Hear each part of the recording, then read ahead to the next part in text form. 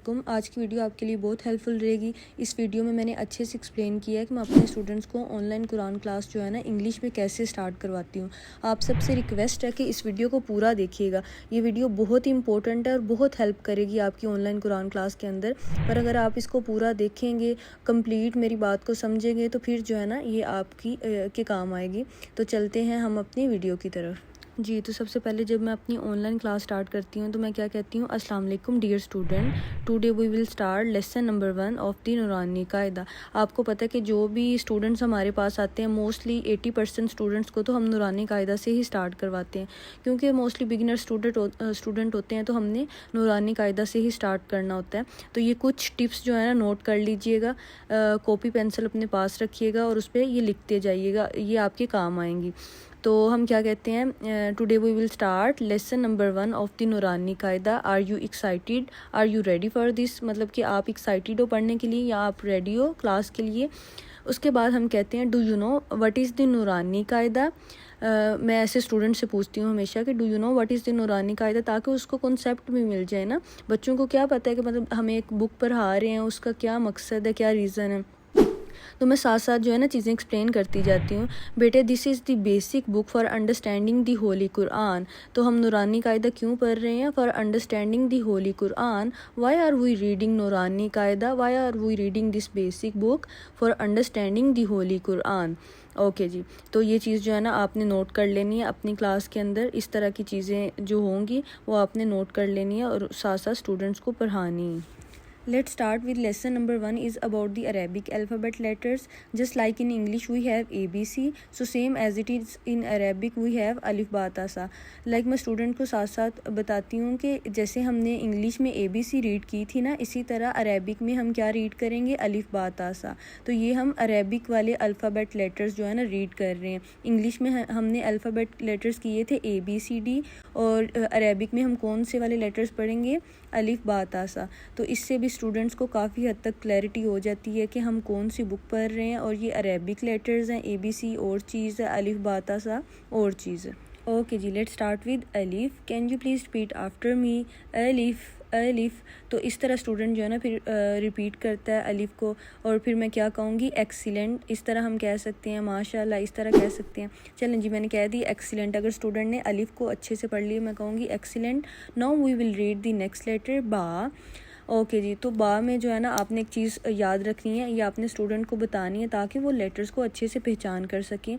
It has 1 dot below, कि बा के नीचे 1 डॉट आता है, तो ये आपने याद रखना है। ये हमने स्टूडेंट्स को ऐसे बताना है कि बा के नीचे 1 डॉट है, तो इस तरह हम बा को रिकोगनाइज कर सकते हैं। 1 dot on the bottom is बा, हम इस तरह बोल सकते हैं, या कह सकते हैं इट हैज़ 1 डॉट बिलो, ये कह सकते हैं 1 dot on the bottom is बा, या हम फिर ये भी कह सकते हैं बा has 1 dot on the bottom. तो इस तरह जो है ना हमने एक लाइन बोल लेनी है कि बा का जो डॉट है नीचे आ रहा है, और इससे जो है ना स्टूडेंट्स को काफ़ी आसानी रहती है लेटर्स को पहचानने में। तो आपने डॉट्स को बिल्कुल भी इग्नोर नहीं करना, उनको हमेशा साथ साथ स्टूडेंट्स को बताना है।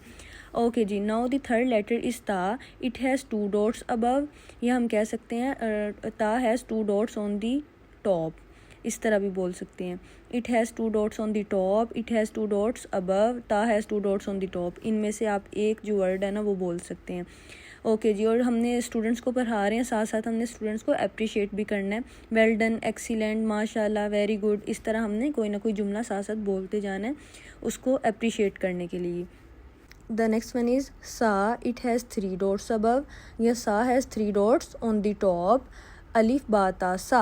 तो ये हमने आज लेटर्स रीड किए थे, अलिफ बा ता सा। जब स्टूडेंट्स को ये याद हो जाएंगे तो उसके बाद हमने कहना है perfect, that's correct. Remember this tip, each Arabic letter has its own sound, कि हर लेटर का अपना एक साउंड होता है। इसका मतलब क्या है, each Arabic letter has its own sound, हर लेटर का एक अपना साउंड है। And we must pronounce it correctly, and we must pronounce it correctly, और हमने उसको अच्छे से प्रोनाउंस करना है।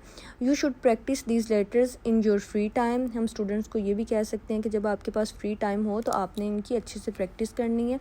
And look carefully at the dot, like बा has 1 dot on the bottom, ता has 2 dots on the top, and सा has 3 dots on the top. तो इस तरह जो है ना आपने इसको अच्छे से पहचान के पढ़ना है।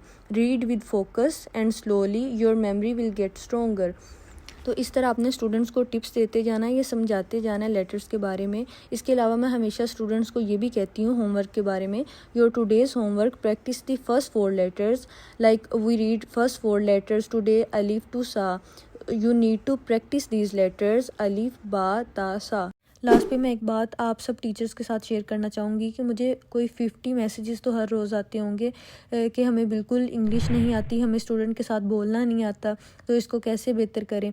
जब आप किसी एक चीज़ पे अपना हार्ड वर्क देते हो तो उससे फिर आपको रिवॉर्ड भी मिलता है। मैं हमेशा कहती हूँ कि नोटबुक और पेन जो है ना पास रखा करें और इम्पोर्टेंट चीज़ें जो है ना आप नोट किया करें जो भी आप मेरी वीडियोज़ के अंदर सुन रहे होते हैं। और इन सेंटेंसेस को फिर अकेले में भी प्रैक्टिस किया करें और क्लास के अंदर भी स्टूडेंट्स को पढ़ाते वक्त प्रैक्टिस किया करें।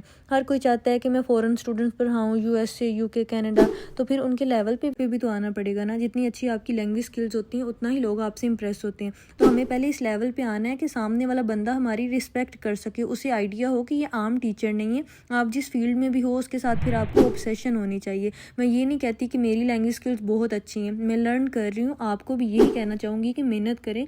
अगर कोई भी पेरेंट या स्टूडेंट आपसे कॉन्टेक्ट करते हैं तो आपकी इंग्लिश लैंग्वेज स्किल्स इतनी अच्छी होनी चाहिए कि उनको आइडिया हो जाए आपसे बात करते हैं कि ये हमारे लेवल का बंदा है, और आपको वो पे भी अच्छा करेंगे ऑब्वियसली जब आपसे इम्प्रेस होंगे। लास्ट पे आप सबसे एक रिक्वेस्ट है कि मेरे चैनल को थोड़ा सा सपोर्ट कीजिएगा, दूसरे टीचर्स तक भी ये वीडियो शेयर कीजिएगा ताकि उनकी भी हेल्प हो सके। आप सबका बहुत शुक्रिया। अल्लाह हाफिज़।